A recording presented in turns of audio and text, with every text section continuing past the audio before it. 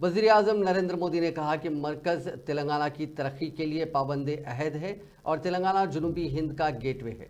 वज़ीर-ए-आज़म ने अपने दो रोज़ा तेलंगाना के दौरे के हिस्से के तौर पर ज़िले संगारेड्डी में 7,200 करोड़ रुपए के मुख्तलिफ तरक्याती प्रोजेक्ट्स का संग बुनियाद रखा। उनमें सड़क, रेल, पेट्रोलियम और कुदरती गैस के जैसे मुतअद्दिद अहम शोबे शामिल हैं। वज़ीर-ए-आज़म ने कौमी शाहराह के 3 प्रोजेक्ट्स का इफ्तिताह किया और संग बुनियाद रखा।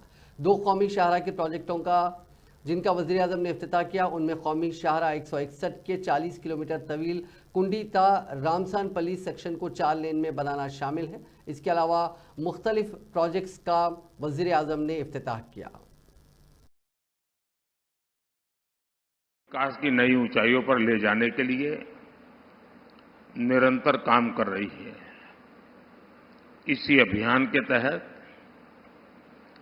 आज मैं लगातार दूसरे दिन आप सबके बीच तेलंगाना में हूं। कल आदिलाबाद से मैंने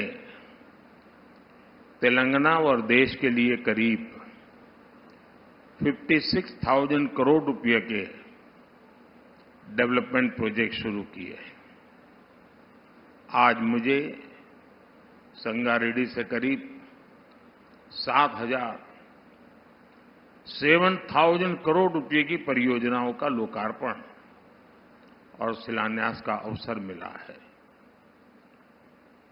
इनमें हाईवेज, रेलवेज और एयरवेज से जुड़े आधुनिक इंफ्रास्ट्रक्चर के काम भी हैं।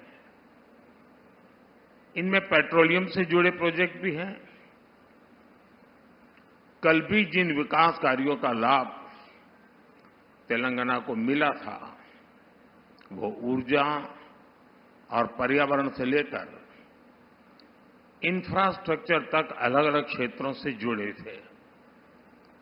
मैं इसी भावना पर चलता हूं। राज्य के विकास से देश का विकास।